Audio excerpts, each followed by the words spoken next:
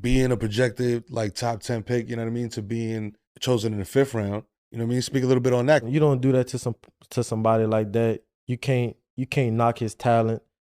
You can't knock about. I heard a lot of things about, he take unnecessary sacks. I mean, he had a battle line. He threw with a 70%, with a battle line. Talk about his escaping the pocket. You can pull up plenty clips of him escaping 3 to 4 tackles, throwing it down the field. Yep. Most of his receivers had over 7 to 8 touchdowns.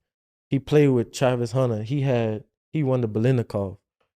Some things you just can't knock. Like, come on, bro. Like, we gotta stop making feelings with how people play linger. Like, yeah, he might have some things that he might say on camera, off the field. Whatever was dealing with that don't have to do with how he plays football. Mm-hmm. We here for one thing, and that's to play football. Everybody got different personalities. You never gonna meet somebody that got the same personality anywhere. Like, you can't mix that. We all made different. So for them to judge him on just the things that he say or how he carry himself, bro, how he carry himself is all about how his dad raised him and designed. And they know Deion. We all know Deion, bro. Come on, now. We all know Deion. They was just doing that just to, to show how they bigger than what he wanted to stand for. And I understand that, but you don't do that. You don't do that. Like, not to a kid like that been working their whole life, been told that Deion's kids was never gonna be as good as him, and he plays quarterback. Deion played corner, so Deion not really teaching them about quarterback. He played a different position. Yep. So for them to do that, bro, I lost a little bit of respect for it because just what the black youth stand for right now. We trying to make it a big thing, especially to be a black quarterback. Yep. And to try to take that bigger than what it is. Like nowadays, in my division, we got 4 black quarterbacks. That's never been done. Yep. We got a lot of black quarterbacks who win Super Bowls right now. It's never been done. So that's the next generation, and I kind of feel bad for how that happened to him because he really played his ass off, and he took it from a different level. He went to Jackson State, and then he did what he did at Jackson State. Bought that program, brought a lot of people to Jackson State that never knew about Jackson State, about football. Put him on the map. Changed a lot of family lives. And then went to Colorado where nobody was even looking at Colorado like that. And having all these people look at them play and do what he did and then do him like that. Like, come on, bro. Y'all know y'all weren't supposed to. This boy was the talk of the top 2 quarterbacks in his class. There's no way in hell he go fit around. This is the part of the game that's whack. We're always talking about the dark side of sports. This is an attack at Prime, in a sense. Like, but it's an attack on a black family, like, and a black man who raised his young men to be men. You get what I'm saying? Prime ain't do nothing wrong. You don't hear nothing bad about Shedeur. None of them boys, all the girls. Like, you don't hear nothing bad about them. They straight. They do what they do. They handle their business. They take care of business. This is a family business over here. So the fact that you don't like how I run my family business, you could say that about any other family business that's out there. You get what I'm saying? Just because it's in sports and Prime is he's in a seat that a lot of people want that seat. And he's doing it his way. And he's talking his talk. And he's proving it step by step. It ain't about winnings and losses with me. It's about developing these young boys into young men. This is what we seeing. You can't go from being, he's one of the 2 picks. He's number 1 or number 2 pick to just falling off the draft board. Yeah.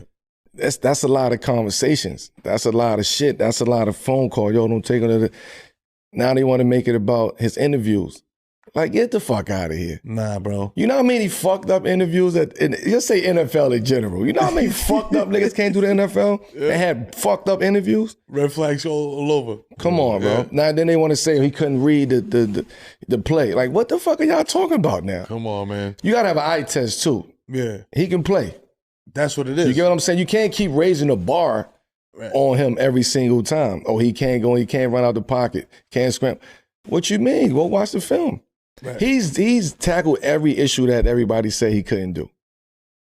And because of that, his receivers are successful. Right. Deion, the first thing he said when he got to Colorado, I got to get an old line. Yep. I'm invested in the old line. This is things that people not taking account for. Like I'm just fucked up about it because he's never did nothing wrong. Mm-hmm. So we seeing what, we love the vibe. Y'all love the shit when they in Colorado and all the cameras is there. And they love this. They love the shit. Lil Wayne there with the hoodie on. They love it. They love it until they don't love it. You get what I'm saying? Like you can't be 1 foot in and 1 foot out with that. This is a new game. This is a new generation. This is new energy that's coming in. Right. He think differently. He's sitting there. Football guys, we just sat on this couch. He think a lot differently, prospectively. They all thinking like that. Coming in, they all thinking like that. You can't fault me for wearing chains and wearing iced out watches. And I ain't do nothing illegal. I'm getting paid in college to get this. My dad is my dad. My family is my family. This is what we do over here. Don't be mad at us because of what we do. Right. You get what I'm saying? They fall to LeVar Ball for that shit too.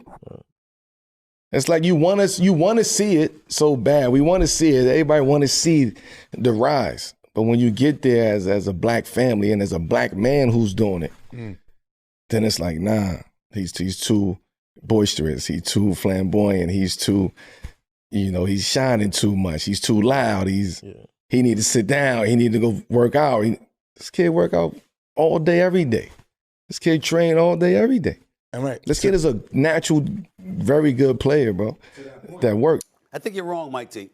I think you're wrong, and I think somebody like you will understand and appreciate where I'm coming from when I say this.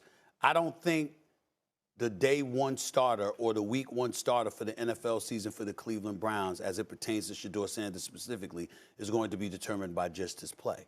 I think all the stuff that has been said, all the stuff that has been reported is erroneous as it may be in the eyes of a lot of people, including myself, as cruel as it might be in the eyes of people like myself in terms of what happened to him. I think that you had people looking to give him a reality check. And now I think what you're going to do is see people wanting to test his emotional and mental resolve as it pertains to that.